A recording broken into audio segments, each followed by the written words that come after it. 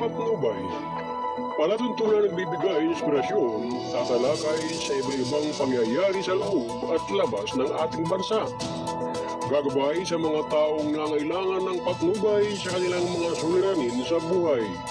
At ngayon, narito ang inyong program host, ang Mindoriyong Midnight Boy, Kuyang Arnold Aceveda Namuko.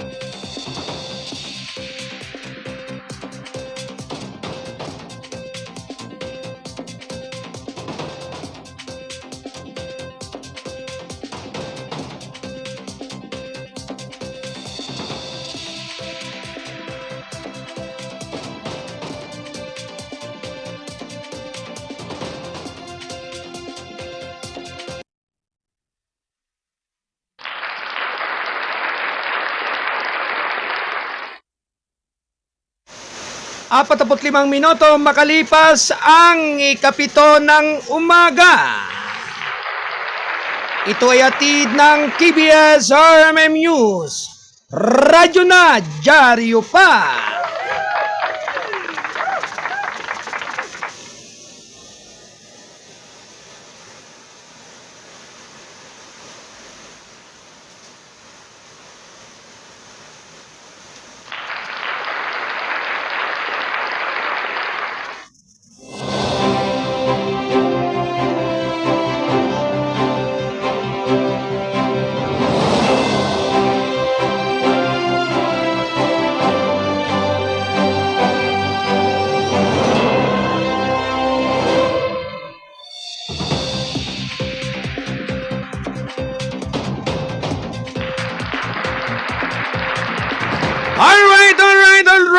good morning everyone! Luzon, Visayas at Mindanao, magandang umaga po. Ngayong maulang umaga ng Lunes, July 21. At syempre mga kababayan, bagamat sabi nga'y masama ang panahon dahil sa nagngangalit na ulan. Sabi nga'y talagang kinakailangan pong ang mga lumalabas ng inyong mga tahanan ay magbaon ng payong at magdala ng mga kaputi upang maiwasan ang mabasa ng ulan. Sapagkat parang sa gayoy maiwasan po yung lagnat, sipon, ubo. Kinakailangan po talaga. Lahat ng ating mga mag-aaral sa mga paaralan, lalo-lalo na po yung mga elementary. Siyempre, karamihan po dyan ay mga maliliit at mga musmos na walang alam kung hindi talaga magtampisaw sa sanaw at sa ulan.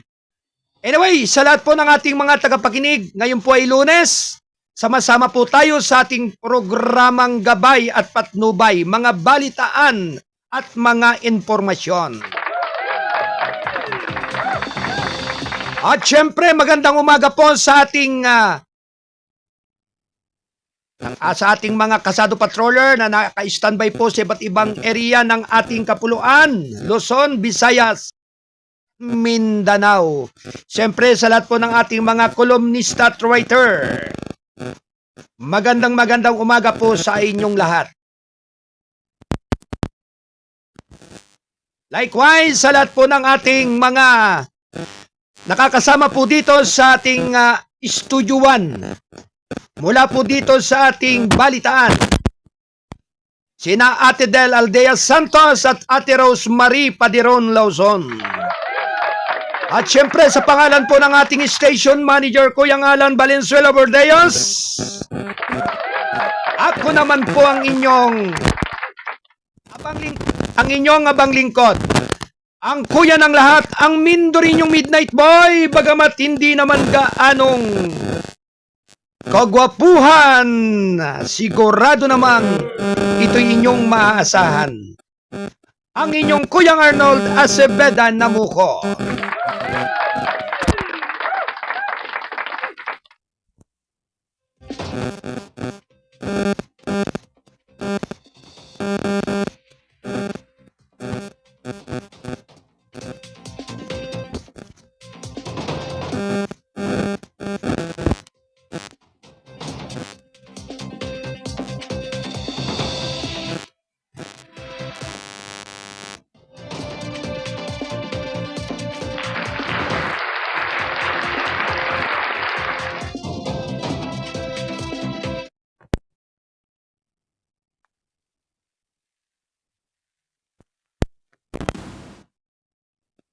Bluetooth connected. Turn on voice priority.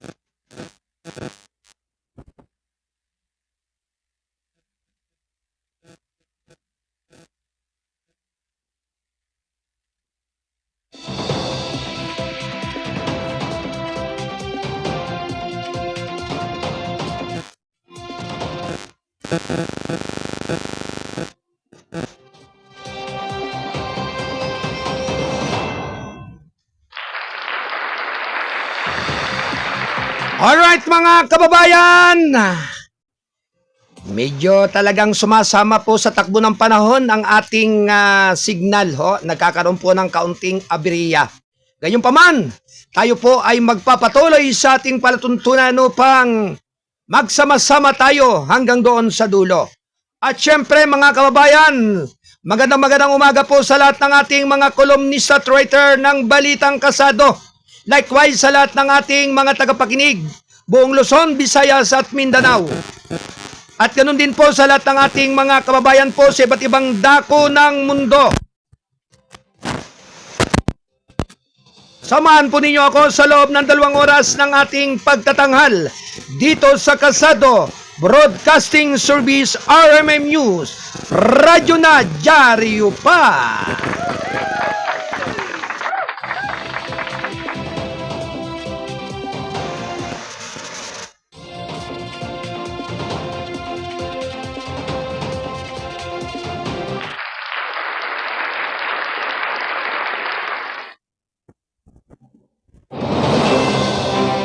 Narito ang ating mga pangunahing mga balita.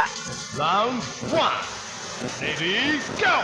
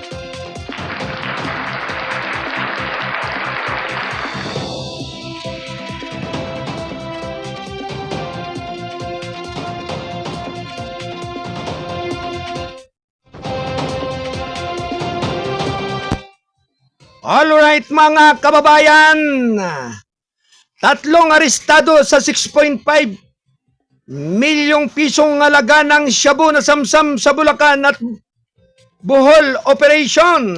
Round 1. Ready, go! Samantala, 3 suspek kabilang ang 2 high-value individuals ang naresto sa magkaiwalay na anti-drug operations sa Bulacan at Bohol noong linggo kung saan nakumpiska ng mga otoridad ang 6.7 milyong pisong halaga ng ininalang shabu. Ayon pa rin kay Colonel Angel Garciliano, Acting Bulacan Police Director, isang bypass operation pasado alas 8 ng umaga sa barangay Virgin de los Flores, Baliwag City ang humantong sa pagkakaaresto sa 45 Sirex na tinaguriang HB H16. Ang suspect ay nakapagbigay ng 475.5 gramo na hinihinalang shabu na may standard na presyo ng droga sa mahigit na 3.2 milyong pisong halaga. Ang mga droga ay natagpuan sa loob ng ilang plastic pack kabilang ng isa sa inilagay sa isang bag na may label na fresh read durian. Na-recover din ang bypass money at iba pang paraphernalia. Samantala sa barangay Kabulihan, Tubigon, Bohol, inaristo naman ng Philippine National Police Drug Enforcement Group ang 2 suspek na kinilalang si Noel, 51 taon at Budyok, 25 na isang operasyon noong linggo ng madaling araw. Na-recover ng mga otoridad ang 520 gramo ng inihinalang shabu na nagkakalaga naman ng 3.5 milyong piso. Ang suspek ay nasa kustodiya na ngayon ng pulisya para sa dokumentasyon at naharap sa kasong paglabag sa Comprehensive Drugs Dangerous Drug Act.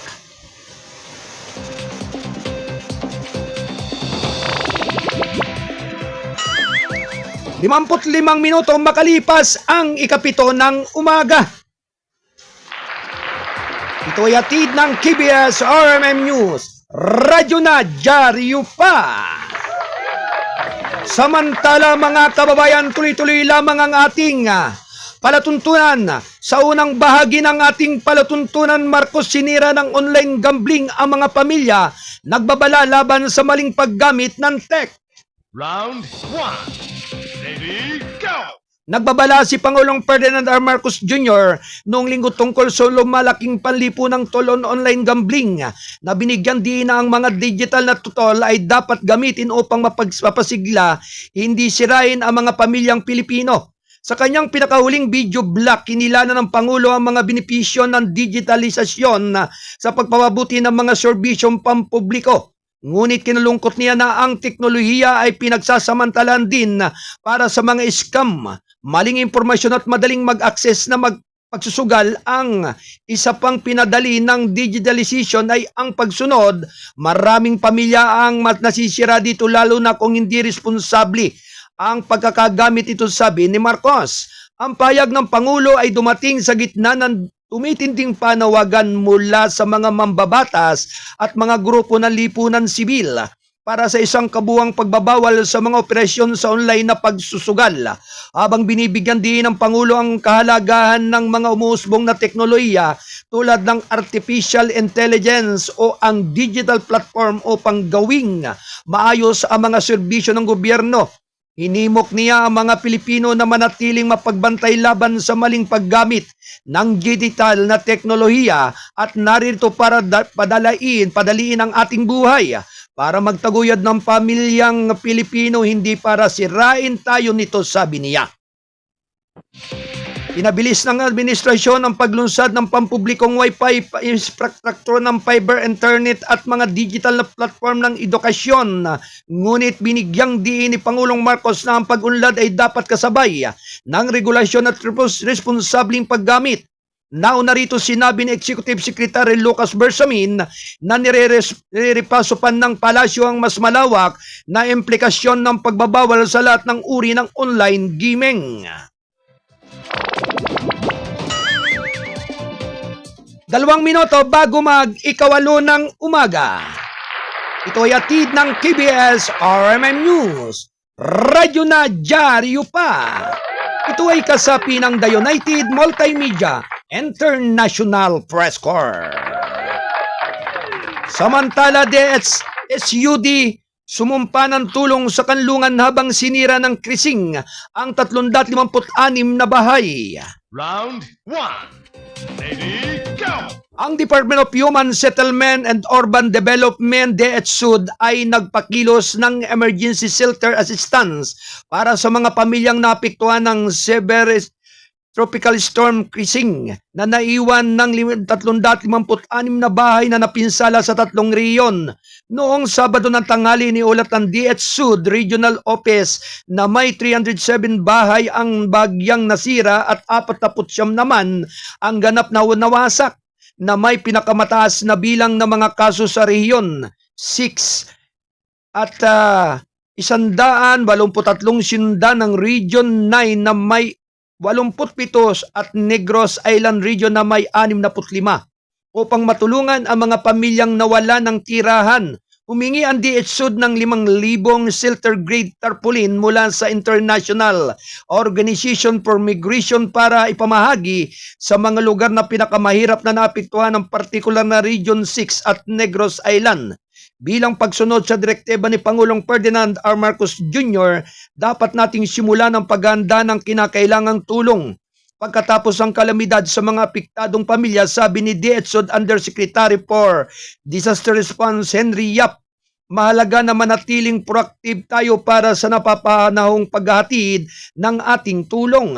Nakikipag-ugnayan din ang DSUD sa mga local government units para ipatupad ang Integrated Disaster Shelter Assistance Program na nagbibigay ng 30,000 piso sa mga pamilyang tuluyang nawasak, ang mga bahay sa 10,000 piso sa mga may bagyang nasira na tirahan. Ang EDSAP na inilunsad sa ilalim ng Administrasyong Marcos ay nagdaragdag ng tulong na lokal sa pamahalaan na bahagi ng mandato ng DSUD bilang pinuno ng National Shelter Cluster. Nauna ritong namahagi rin ang DSUD ng mga materyales sa pabahay at mahalagang kit sa mga komunidad sa tinamaan ng bagyo.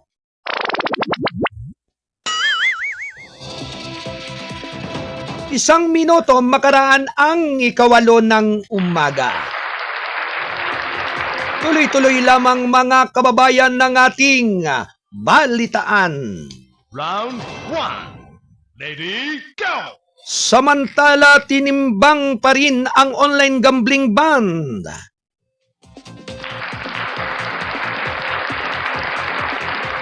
Sinuri pa rin ng gobyerno ang mas malawak na implikasyon ng pagbabawal sa lahat ng uri ng online gambling sa gitna ng mga panawagan na magpataw ng kabuuang pagbabawal sa maraming kaso ng mga Pilipino na nahulog sa pinansyal na pagkakasira dahil sa pagkakagumon sa pagsusugal. Sinabi pa rin ni Executive Secretary Lucas Bersamin noong linggo. Sa isang panayam sa media, tinanong ni Bersamin kung ipahayag ni Pangulong Ferdinand R. Marcos Jr. ang total ban sa online gambling sa kanyang ikapat na State of Nation Address or SONA sa huling bahagi ng buwang ito. Tulad ng ginawa niya sa kanyang SONA noong nakaraang taon nang ipinagbawal niya ang Philippine Offshore Gaming Operators or PUGO. Will ang patakaran ay pananatiling pareho, ang Pangulo ay napakalakas tungkol sa mga PUGO. Ipinagbabawal na yan na ang mga... Sabi ni Bersamin, nilinaw niya na bagamat nananatili ang pagbabawal sa mga PUGO, pinag-aralan pa rin na ang iba pang anyo ng online gaming na hindi naugnay sa scam o online fraud. Tiningnan pa rin na namin ito dahil kailangan naming makita ang lahat ng mga ramifications na maaaring paintulutan ang paglaro ng pamamaraang iyon, dagdag ni Bersamin. Samantala, sinabi naman ni Bersamin na ang punong ehekutibo ay gumawa ng isang hands-on na diskarte sa paggawa ng kanyang taunang ulat sa mga tao. Personal na sangkot ang Pangulo sa paghahanda ng SONA dahil iyan ang report sa taong bayan. Alam ninyo si President, masyadong malakas ang focus niyan sa mga ganitong bagay dahil talagang gustong-gusto niyang ipaalam sa mga tao ang gawain na ginagawa niya. Na ginagawa ng gabinete, na ginagawa ng buong gobyerno. Inihatid ni Pangulong Marcos ang kanyang ika-4 na SONA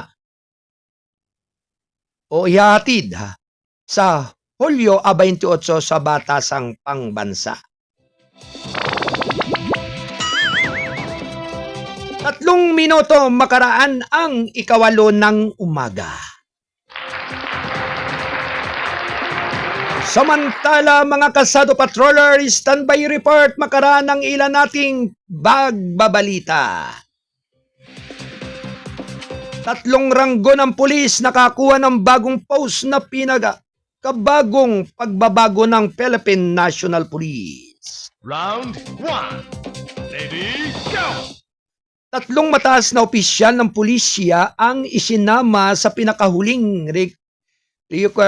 reorganisasyon ng Philippine National Police sa kautusan na may pitsang Hulyo 18 at inihayag ng publiko noong linggo. Itinalaga ni PNP Chief General Nicolas Torres III si Brigadier General Erickson Dilaga bilang Regional Director ng Police Regional Office, Cordillera Administrative Region, Brigadier General Ronald Gayo bilang hepe ng Firearms and Exclusive Office at Brigadier General Rogelio Raimundo Jr. bilang Deputy Regional Director for Administration ng Police Regional Office 3. Ang reshuffle ay naging epektibo noong Hulyo 21.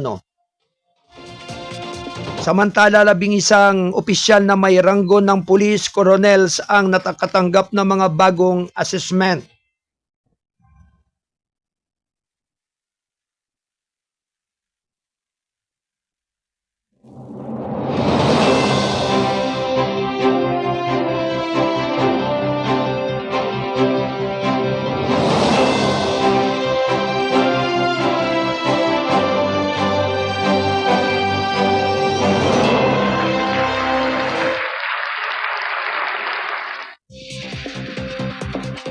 Tuloy lamang ang ating balitan. Si Colonel Alvin Alcantara mula sa Directorate for Logistics ay inilipat naman sa Directorate for Plans. Si Colonel Richard Budd ang mula sa Criminal Investigation and Detention Group ay patungo naman sa Police Regional Office 4A.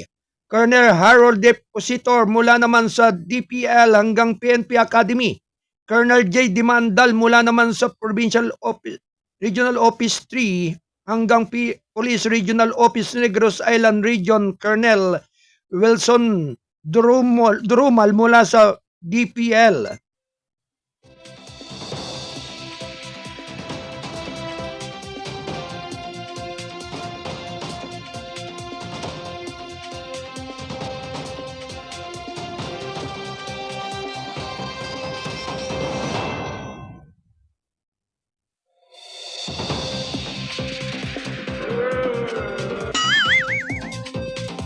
Samantala, hanggang Office of Chief PNP, Colonel Frederick Obar mula naman sa DPL, Colonel Ariel Red mula naman sa CIDG hanggang Police Regional Office 4A Colonel Nel Ben. Rico Hermoso mula naman sa Police Regional Office 5 hanggang Police Regional Office 10. Colonel Julius Soribin mula sa Police Regional Office Region 4A hanggang DL Colonel Alikhan. Yusuf mula sa Police Regional Office 9 hanggang sa Directorate for Police Community Relations at Colonel Michael Rai. Toscano mula naman sa National Capital Region Police Office hanggang sa Police Regional Office 7. Ang mga bagong pagtatalaga ay naging epektibo noong Hulyo 17. 7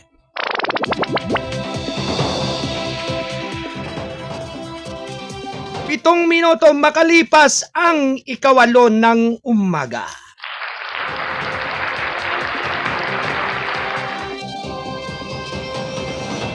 Samantala, tuloy-tuloy lamang ang ating balitaan. Marcos umalis patungong US upang harapin ang kalakalan pagtatanggol kay Trump. Round 1. Ready, go! Umalis si Pangulong Ferdinand R. Marcos Jr. patungong Washington DC noong linggo para sa 3 araw na opisyal na pagbisita kung saan inaasahan na pipilit niya ang isang bilateral na kasunduan sa kalakalan sa talakayan ng kooperasyon sa depensa sa isang mataas na antas ng pagpupulong kasama si Pangulong Donald Trump ng Estados Unidos. This visit is the first by an Asian head of state of the United States under this administration. Sabi pa rin ni Pangulong Marcos sa kanyang departure speech sa Villamor Bay sa Pasay City. Ang aking pagpupulong kay Pangulong Trump ay mahalaga sa pagpapatuloy at pagsulong ng ating pambansang interes at pagpapalakas ng ating alyansa. Ang pagbisita ay kasabay ng hangad ng Pilipinas na maibsan ang epekto ng panukalang 20% taripa ng US sa pagluluwas ng Pilipinas. Sinabi ni Pangulo na makikipagnegosasyon ang kanyang koponan sa US upang maibsan ang epekto na napakaigpit na taripa na naka-schedule para sa Pilipinas. Isinulong ni Pangulong Marcos ang mas malaking pang-ekonomiyang pagkikipag-ugnayan, lalo na sa magitan ng kalakalan at pamuhunan at pagitan ng Pilipinas sa Estados Unidos. Nilalayon kong ipararating kay Pangulong Trump at sa kanyang mga opisyal ng gabinete na handa ang Pilipinas na makipag-ayos sa isang bilateral na kasunduan sa kalakalan na masisiguro ang malakas, mutually beneficial at future-oriented na pakikipagtulungan. Aniya, sinabi pa rin ni Pangulong Marcos na mga miyembro ng Philippine Defense and Economic Teams ay nasa US na naghahanda para sa mga talakayan bukod sa pakikipagpulong kay Trump. Inaasam ng ipag-ugnayan si Pangulong Marcos sa mga leader ng negosyo ng Amerika upang itaguyod ang mga oportunidad sa pamumuhunan at paglago ng ekonomiya ng Pilipinas. Muling pinagtibay niya ang pangako ng bansa sa alyansa sa US at tinatawag itong instrumento ng kapayapaan at katalistan ng pag-unlad sa rehiyon ng Asia, Pasipiko at sa buong mundo. Itinalagaan bilang caretaker sina Executive Secretary Lucas Bersamin, Justice Secretary Crispin Remulla at Agrarian Reform Secretary Conrado Estrella III sa pagbibiyahe ng Pangulo sa US.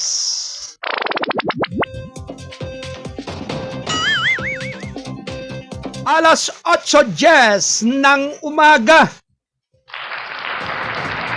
Ito ay atid ng Balitang Kasado, ang payagang balansi at totoo National Newspaper. Tuloy-tuloy lamang mga kababayan ng ating balitaan. At syempre binabati po natin ng kay gandang umaga o ang buong KPP Divine Healing dyan sa Oriental Mindoro. At syempre sa lahat po ng ating mga kababayan diyan, likewise sa mga brother at sister ng KPP, ingat po kayo dahil masama po ang panahon. Batid po natin na dyan po sa lalawigan ng Oriental Mindoro at Occidental Mindoro ay napakalakas ng ulan at malakas din ang bulyom ng tubig bilang pagbaha sa inyong mga kinaroroonan. Kaya ingat-ingat po lamang ang lahat ng ating mga kababayan po diyan at sabi nga po ay maging maging safe po kayo sa inyong mga kinaroroonan. Anyway, magandang umaga rin kay Asya Namuko. Ganun din kay Kuyang Alan Bordeos. Good morning. Pakasado family, KBS News Team. Ingat dahil sa lakas ng ulan dito rin sa Antipolo City. Wow, napakalakas po ng ulan sa Antipolo City.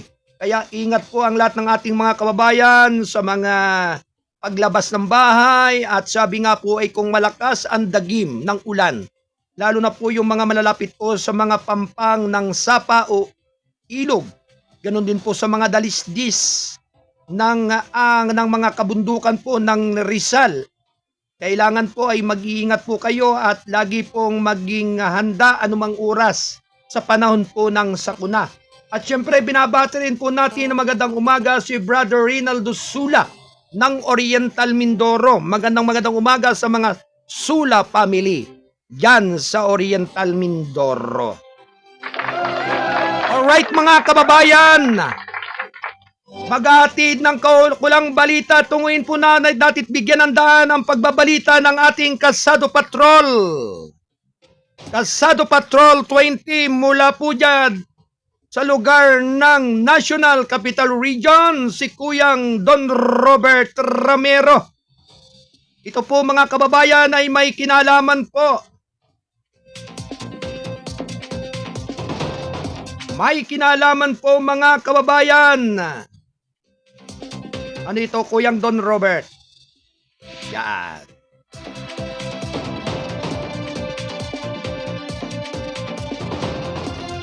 Alright. Ito po mga kababayan ay may kinalaman sa Climate Change Commission. Nag-abiso sa dulot ng bagyo. Bansang Canada naglaan ng 1.2 bilyong pundo ng ahensya.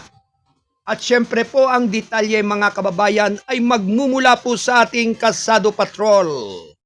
Kalsado Patrol 20. Magmumula kay Kuyang Don Robert Ramero. Alright, Kuyang Don, standby report.